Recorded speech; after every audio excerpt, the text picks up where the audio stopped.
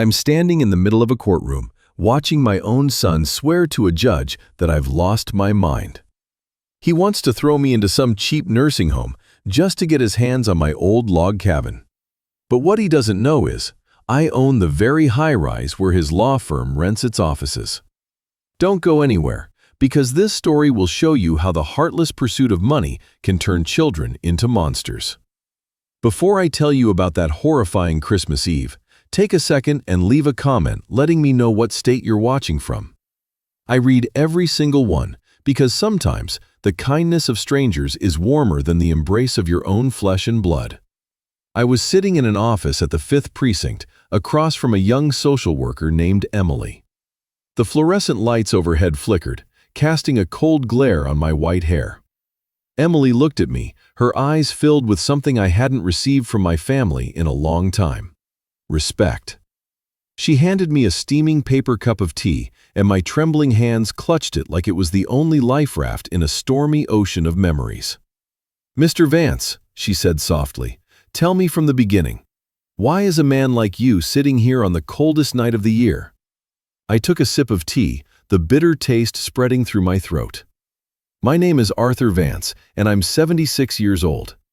To the outside world, I'm just an old man in a worn-out Carhartt jacket who drives a rusty 90s Ford F-150 and lives in a small log cabin tucked away in the pine forests outside Seattle. That cabin is all I have left after Maria, my wife, died of cancer 10 years ago. It was where we planted our first rose bushes, where we watched our children grow up. But there's something that not even my son, David, knows. I was the one who laid the first brick for Vance Logistics. 10 years ago, when Maria got sick, I quietly handed over the entire operation to a team of professional managers and made myself a ghost, an anonymous owner. I wanted my children to grow up without being poisoned by the shadow of excessive wealth. I had watched my own brother kill himself after our family was torn apart by an inheritance dispute. I didn't want that to happen again. I wanted them to be decent people, to stand on their own 2 feet. But alas, a father's kindness can sometimes be the most fertile ground for the weeds of greed to sprout. Things really started to rot 6 months ago, when David and his wife Linda invited me to a birthday party they were throwing for me at their lavish mansion in Bellevue. I drove my old truck over, bringing a basket of apples from my garden as a simple gift. The moment I stepped into the foyer, Linda shot me a look of pure contempt. She was wearing a silk dress that cost more than a worker's annual salary, a glittering diamond necklace around her neck. As soon as she saw me, she quickly pulled me into a dark corner of the hallway. "Dad," she hissed through teeth that reeked of expensive perfume, "I told you to wear the suit I bought you, didn't I? Look at you, you look like a homeless man who just crawled out of a dumpster. Our guests are major shareholders, politicians. How much more are you going to embarrass us?" I looked into my daughter-in-law's eyes and saw only a cold, empty void. I glanced at David, my son, the boy I once held in my arms as he learned to walk. He just stood there, adjusting his silk tie, his eyes avoiding mine. He was drowning in debt from foolish crypto investments and all-night poker games in Vegas. He was so weak-willed that Linda led him around by the nose like a mule. At the party that day, I wasn't allowed to sit at the main table. They set me up at a small table near the kitchen, where the servers rushed back and forth and the smell of leftover food filled my nostrils. "It's more convenient for you here, Dad. It's warmer," David lied clumsily before turning his back to raise a glass with the people he called his strategic partners. I sat there, alone in the noisy crowd, chewing on a cold piece of steak, and realized that in their eyes, I was no longer a father, but a stain that needed to be covered up or erased. After that party, their attitude changed completely. The courtesy calls became less frequent, replaced by visits filled with ulterior motives. One Saturday afternoon, David and Linda showed up at my cabin. They brought a basket of expensive fruit, but Linda's smile was as fake as a plastic flower. "Dad," she began, sitting on the old sofa Maria had loved so much, "David and I have been thinking a lot. You're here all alone, with no one to take care of you, and we're worried. You've been forgetful lately. You even left the stove on the other day, remember?" I frowned. I had never left the stove on. It was a blatant lie to kick off a well-rehearsed script. Linda placed a thick stack of documents on the table. This is a power of attorney and a medical guardianship agreement. You just need to sign here, and we'll help you pay your bills, manage this house, and find you a better, more comfortable place to live. A place with 24/7 medical care. I picked up the papers, my experienced eyes, the eyes of a man who once ran a billion-dollar logistics empire, quickly scanning the fine print. This wasn't a care agreement. This was a financial death sentence. If I signed this, I would lose control of my house and everything I owned. "I'm not signing," I said, my voice calm but firm. "My mind is sound. I want to live here, in your mother's house. This isn't about money, David. It's about memories." Linda's expression changed instantly. She shot up from her seat, the fake gentleness vanishing, revealing the face of an impatient predator. "Memories? Memories don't pay off your son's bank loans. Do you have any idea that David is on the verge of bankruptcy? Why are you holding on to this pile of rotting wood when your son is dying? You're a selfish old man." She turned to David, who was burying his head in his hands. "Say something, David. Tell your father he's losing his mind. He needs a guardian." David looked up, his eyes bloodshot from lack of sleep and stress. "Dad, please, I really need the money. This house is on a piece of land that's incredibly valuable if we sell it to Skyline Properties. They're offering a lot. Just sign it, and we'll put you in a first-class nursing home downtown." I looked at my son and felt a pain that cut to my very soul. He no longer saw me as a father, but as an obstacle. "I will not sign," I repeated. That's when Linda leaned in close, her face inches from mine, her breath carrying the cold scent of minty cigarettes. "Fine, Arthur. If you want to play hardball, we'll play the legal game. You're old, and people will believe you're no longer sane enough to make your own decisions. You're going to a nursing home, whether you like it or not." In the weeks that followed, my life turned into a living hell right inside my own home. They began a cruel campaign of gaslighting. Linda hired a morally bankrupt private doctor to come to the house, pretending to give me a routine checkup, but actually recording false diagnoses. They secretly moved things around the house, hid my car keys, and then feigned surprise. "See, Dad, you're misplacing things again." They called my neighbors, whispering in their ears that I had started wandering around at night and talking to the walls. The neighbors who once respected me began to look at me with pity and concern. The peak of their cruelty came one morning when I woke up to find my beloved Ford truck gone. David said he'd taken it for maintenance, but in reality, he had sold it to a junkyard for a few $100 to pay off the interest on a loan. I realized I was a prisoner in my own home, surrounded by my own memories. The letters I wrote to my old partners at Vance Logistics were intercepted by Linda and burned in the fireplace. She laughed at me as I tried to contact the outside world. "Who are you going to call? Your old friends are all dead, aren't they? No one cares about a crazy old man in a log cabin." I remained patient. I wanted to see how far my son would go. I wanted to know if there was even a shred of conscience left in David's soulless body. I spent long nights sitting by the window, looking out at the dark pine trees, my fingers caressing the wedding photo of Maria and me. "Maria," I whispered, "can you see where we went wrong?" I was still Arthur Vance, the man who once commanded hundreds of ships across the Pacific. But now I was just a pawn cornered on the chessboard by my own flesh and blood. I stayed silent because I knew the real storm would only begin when the silent one finally decided to speak. The days leading up to Christmas that year, the air in Seattle didn't carry the warmth of the holidays, but a bone-chilling cold and gray, sleety snow. In the log cabin that was once my sanctuary, Linda's cruelty reached a new level. She no longer bothered to hide her scheme.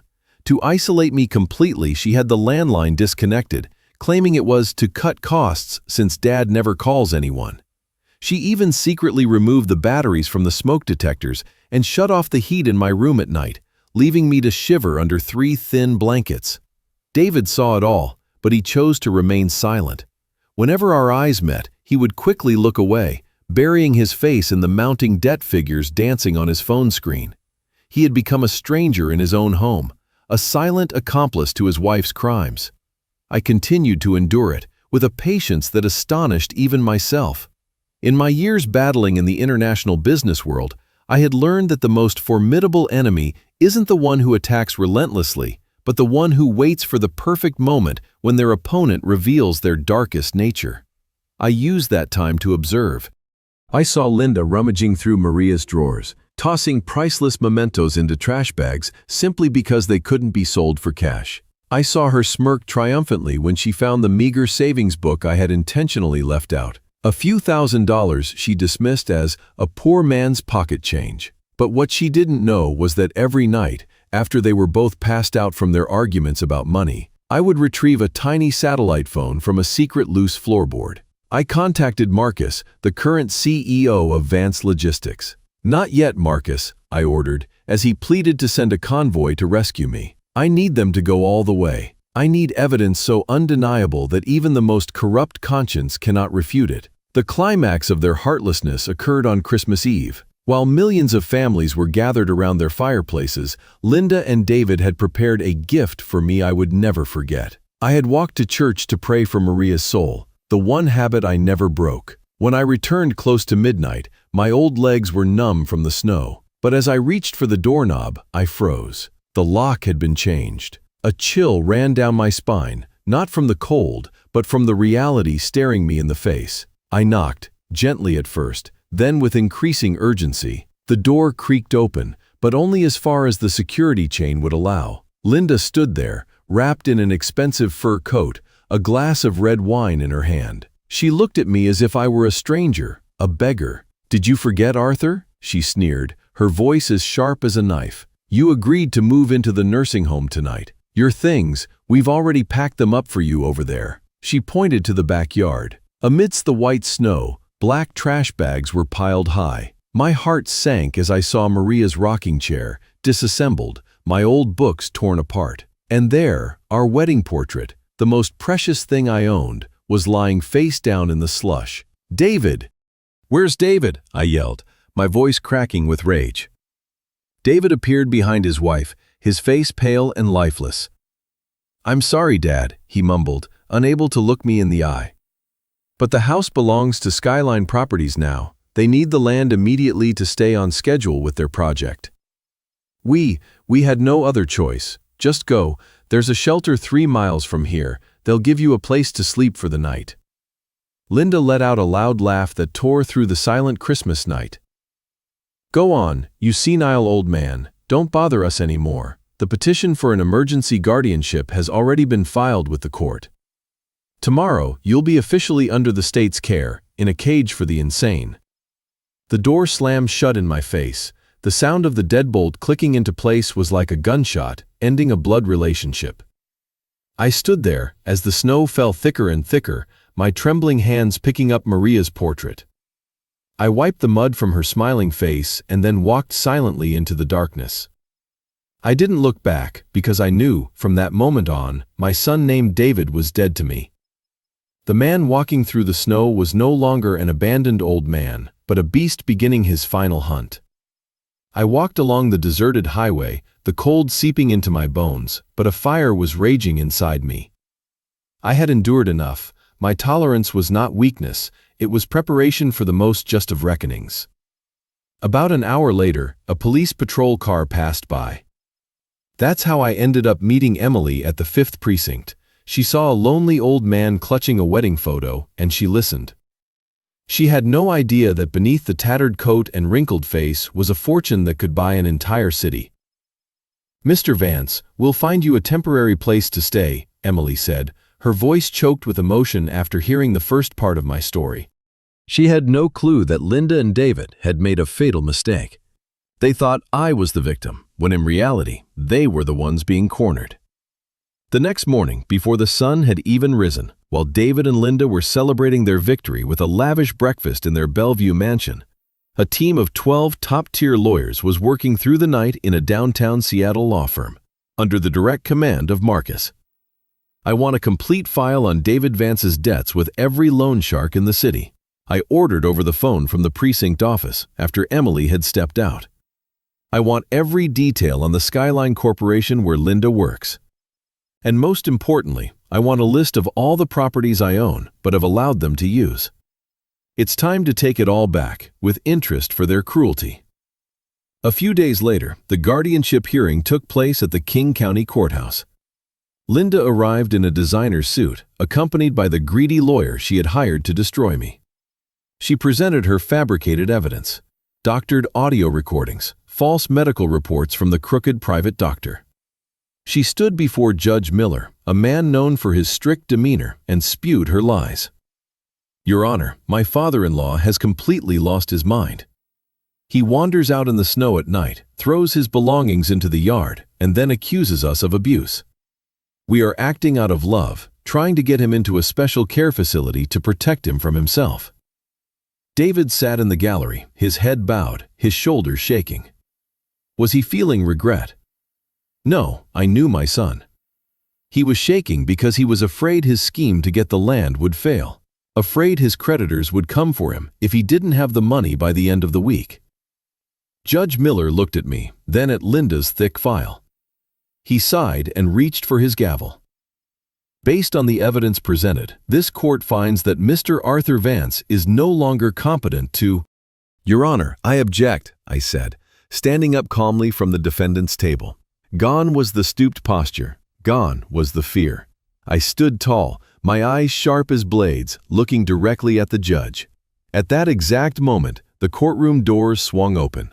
A group of men in black suits entered, their presence creating a suffocating sense of authority. Linda turned, her triumphant smile freezing on her lips as she recognized the man in the lead. It was none other than Marcus, the CEO of Vance Logistics, a man she had tried to approach for funding dozens of times, only to be flatly rejected. Marcus walked to my side and bowed respectfully.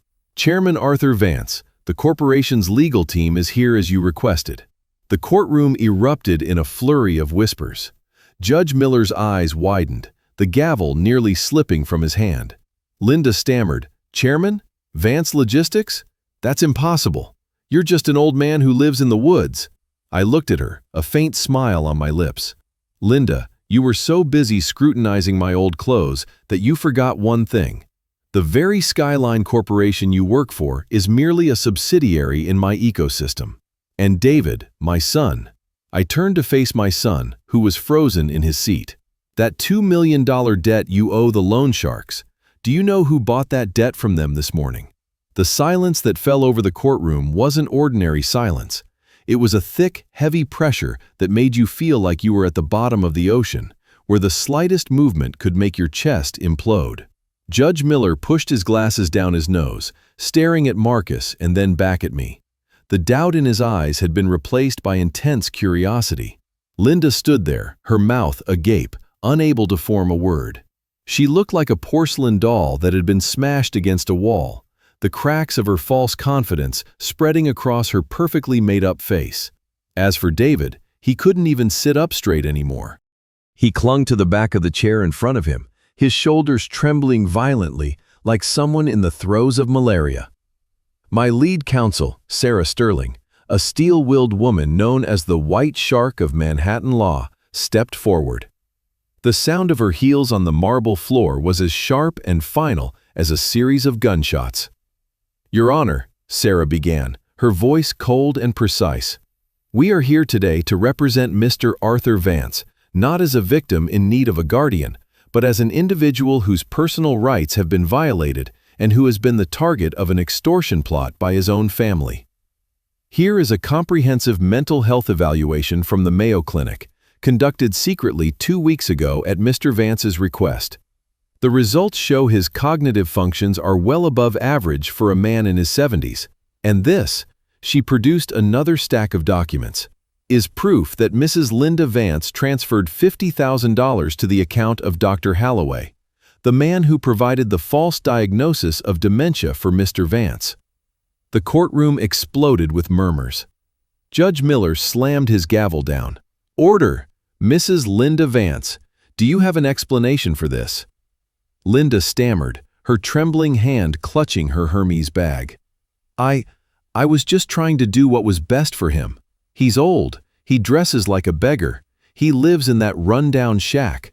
I thought he had lost touch with the family's wealth," she cried out, a desperate attempt to salvage her position.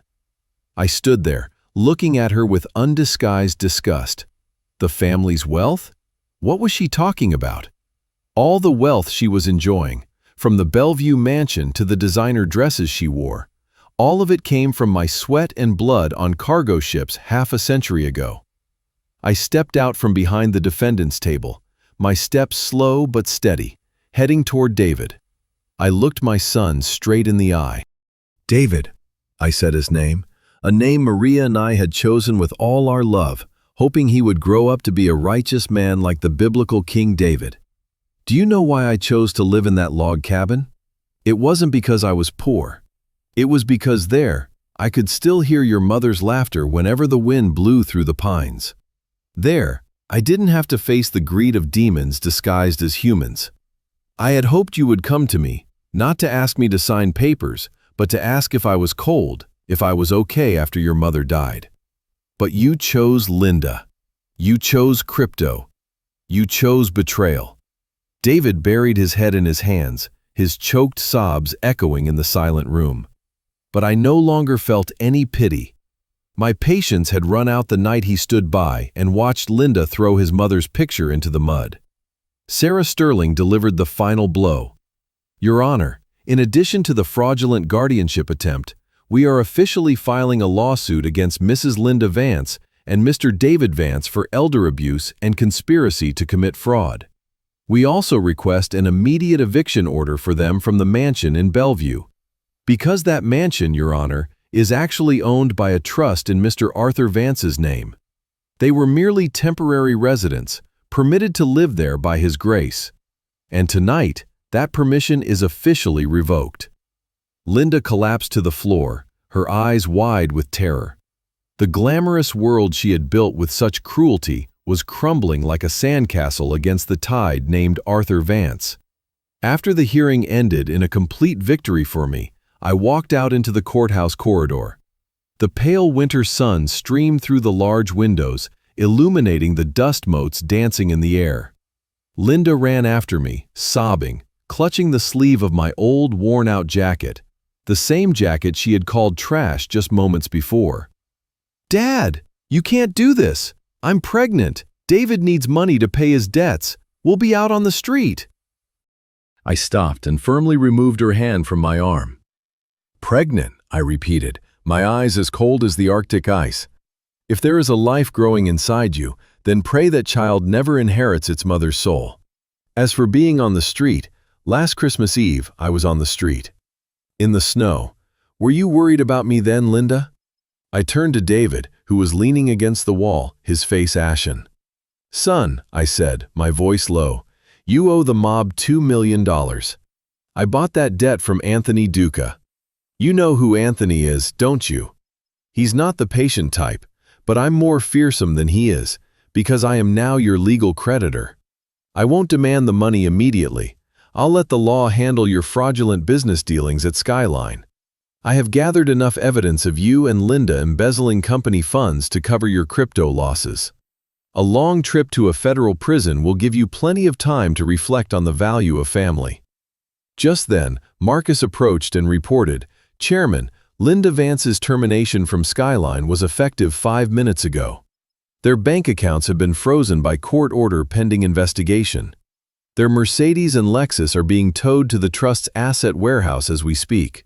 Upon hearing this, Linda let out a scream and fainted.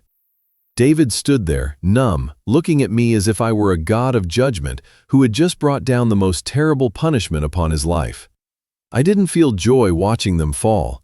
I just felt an infinite emptiness. I had spent my life building an empire to protect my family, but in the end, that empire was what exposed the rotten core of the very people I loved most. I stepped out of the courthouse, taking a deep breath of the cold Seattle air.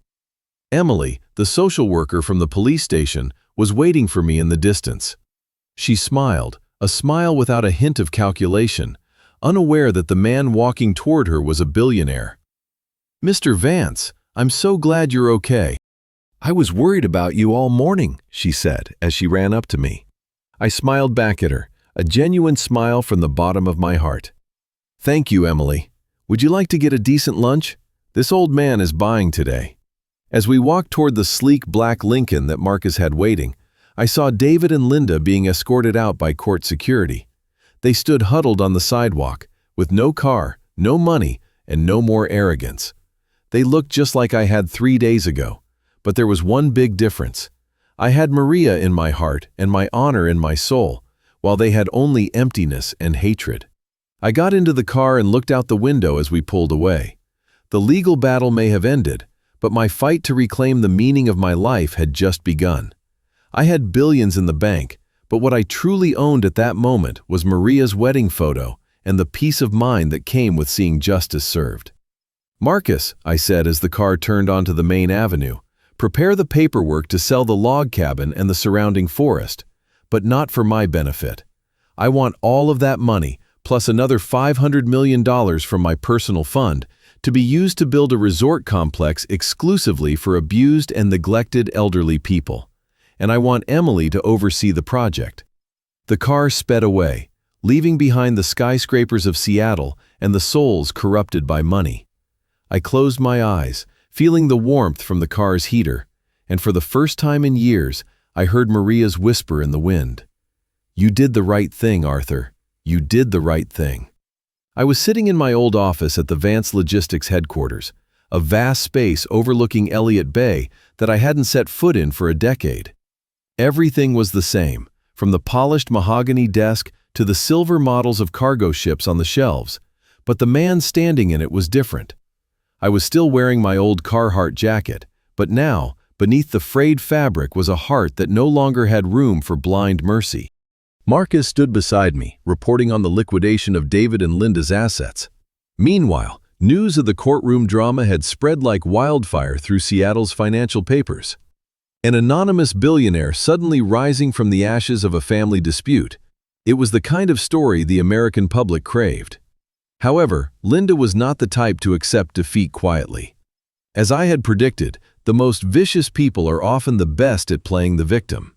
Just 2 days after the hearing, she launched a desperate but cunning counterattack. Linda appeared on a local news channel, makeup-free, her eyes swollen from crying, telling a story about how I was a financial tyrant who had orchestrated an elaborate play to disinherit my own son. She accused me of feigning poverty to cruelly test their loyalty and of using the power of Vance Logistics to silence them. "He's a cold-blooded monster," she wept into the camera. "He threw us out on the street when we were drowning in debt. He doesn't care about his own unborn grandchild." It was a classic tactic, using fake morality to cover up real crimes. David was no less despicable. He started posting old family photos on social media, pictures of him as a little boy, with captions lamenting how money ruined my father. They wanted to drag me down into the mud with them, to turn public opinion into a weapon to force me to settle for a huge sum. But they had forgotten one thing. I wasn't just a betrayed father.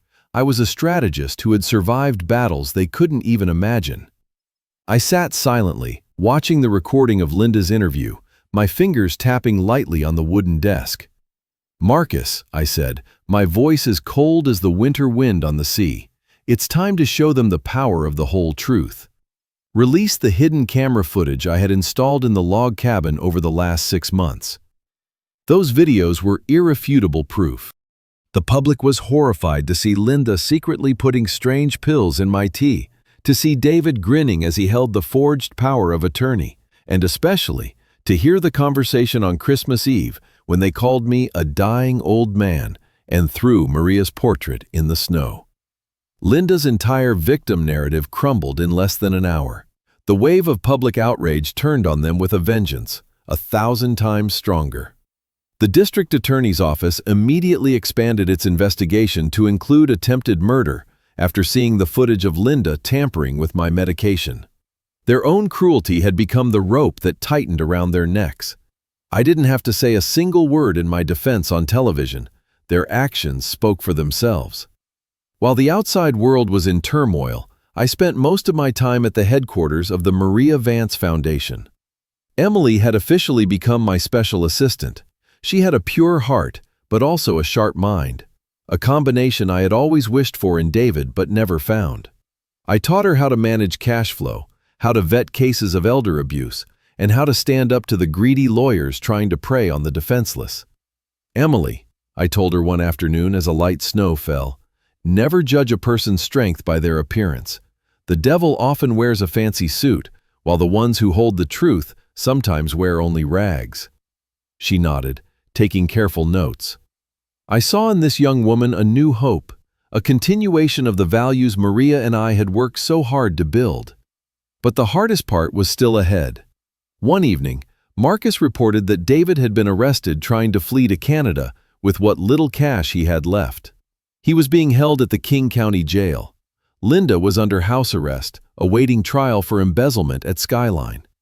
David sent me a 10-page handwritten letter through his lawyer, begging me to visit him one last time before he was transferred to federal prison. He swore that Linda had manipulated him, that he had always loved me. I held the letter, feeling the weight of its lies. I decided to see him, not out of pity, but to close this chapter of my life completely. I put on my old jacket and had my driver take me to the jail. The meeting took place in a cold, glass-partitioned room. David sat there, unshaven, his eyes lifeless. When he saw me, he pressed his hands against the glass and sobbed. "Dad, save me. I know I was wrong. Linda made me do it all. She threatened to leave me if I didn't get the house. You have billions, just one phone call from you, and I can be bailed out. I'm your only son." I looked at him, deep into his eyes, which were still filled with an unquenched greed. Even now, he was still blaming others and still believed my money was the solution to all his mistakes. "David," I said through the intercom, my voice so calm and steady it surprised even me. "Have you ever wondered why I kept that log cabin? It wasn't to sell it. It wasn't for the land. It was to see if, when I had nothing, you would still be a human being. You say Linda forced you, but you were the one who stepped on your mother's picture that Christmas Eve. You were wearing those shoes, and you made that choice. You are not a victim of Linda. You are a victim of the emptiness in your own soul. I will not spend a single cent on your lawyers. You will serve at least 15 years in prison. I hope that time will teach you how to be a man instead of a parasite." I stood up, not waiting for his reaction. The sound of David banging on the glass, screaming, was left behind as the steel door slammed shut. I walked out of the jail feeling as if a 1,000-pound weight had been lifted from my shoulders. Justice in America can be slow, but when it arrives, it hits with the force of a meteor. Linda was later sentenced to 10 years for a series of financial fraud charges and elder abuse. Their punishment was not just the loss of money, but the contempt of all of society. No newspaper wanted to interview them. No shady friends dared to answer their calls. They became invisible, just as they had tried to make me invisible in my own log cabin. I returned to my work at the Maria Vance Foundation. The first buildings of the complex for the elderly were beginning to take shape. I instructed the architects to design them not like sterile hospitals, but like small villages where everyone had a garden, a rocking chair, and most importantly, respect. Emily was working tirelessly, traveling across the country to find elderly people who were being abused by their families, just like me. Every time we rescued someone, I felt Maria's spirit smiling. I had won this war, not with guns or billions of dollars, but with patience and a belief in what was right. I realized that at 76, my life hadn't ended with Maria's death. It had just turned a new, more heroic page. Time passed, and the Maria Vance Village was finally completed. It wasn't a cold concrete structure, but a warm, wooden architectural complex nestled on a hillside overlooking the blue waters of Elliott Bay. Each small house here was designed based on the prototype of my old log cabin, the place that once held the love of my life. On the opening day, I didn't invite politicians or celebrities to cut the ribbon. Instead, I invited 50 elderly people from homeless shelters and social relief centers, the forgotten ones, the ones who had been cast aside by their own children, like old, outdated furniture. I stood in the main hall, this time in a custom-tailored suit, but I still wore my old leather shoes. Emily stood beside me, now the executive director of the foundation. Watching her gently guide a blind elderly woman to her seat, I saw a reflection of Maria in every gesture. I realized that blood ties are sometimes just a biological thread, while true kinship is woven with empathy and compassion. Over the past 6 months, I had learned to be a father again, not to David, but to Emily and the hundreds of unfortunate souls out there. I had taught Emily everything I knew about business, not so she could become a shark in the corporate world, but so she would have the weapons to protect the weak from the fangs of greed. As for David and Linda, my silence was their most terrible punishment. David wrote to me from prison every week, tear-stained letters about being bullied by the gang leader in his cell block, about how he missed our family meals. I read them, but I never replied. I kept those letters in an iron box, a reminder of the price of weakness. Linda was transferred to a women's prison in another state after trying to bribe a guard for special privileges. She had lost everything. Her beauty faded under the fluorescent lights of the prison, her arrogance crushed by the reality that no one cared who she was or what designer labels she once wore. They had chosen the path of cruelty, and now they had to walk it to the end in absolute solitude. The final part of my plan for them was a lesson in truth. When David gets out of prison in 15 years, he will receive a minimum monthly stipend from a trust fund that he can't touch, just enough for food, clothing, and a small room, but he will never have access to a single penny from the Vance Logistics empire. I want him to live the life of an ordinary person, to work to understand the value of the money he once took for granted. That is a father's final act of mercy, not letting his son starve, but not letting him continue to be poisoned by a wealth he doesn't deserve. I stood on the pier one evening as the sun set in a blaze of purple, watching the massive container ships bearing the name Vance slowly pull away from the dock, heading out to the vast ocean. 10 years ago, I ran from this world to find peace with Maria. 10 years later, I returned to claim the justice that life owed me. I looked down at the wedding photo of Maria that I always carry in my breast pocket. In the picture, she was smiling, her eyes radiant with faith. I had won. I had reclaimed my honor, Nicholas's honor, Maria's honor, and my own. But as I looked out at the boundless sea, a deep sadness washed over me. I had lost my only son long before the trial ever took place. The truth is, money didn't destroy my family. It was merely a mirror reflecting the cracks that were already there in the souls of those who didn't know the meaning of enough. My story, the story of Arthur Vance, is not a song of wealth, but a warning about the true value of a human being. We live in a world where people often bow to expensive suits and scorn worn-out jackets. But remember, the outer shell can be bought with money, but the inner character must be forged through storms and kindness. I have lived 2 lives, one as a powerful billionaire, the other as a senile old man in a log cabin. And I've realized that in either life, I was only truly happy when I had a sincere hand to hold, a hand that didn't care how many dollars were in my pocket.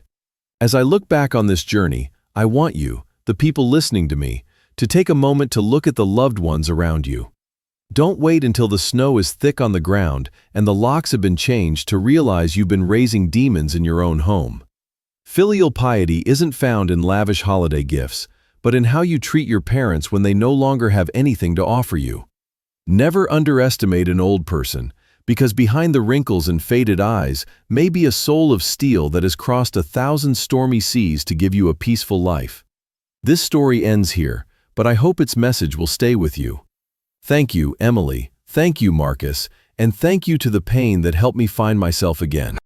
I will spend the rest of my days turning Maria Vance Village into a true paradise, a place where there is no betrayal, only love and respect for those who have reached the other side of the hill. Thank you for listening to the ramblings of an old man like me until the very end.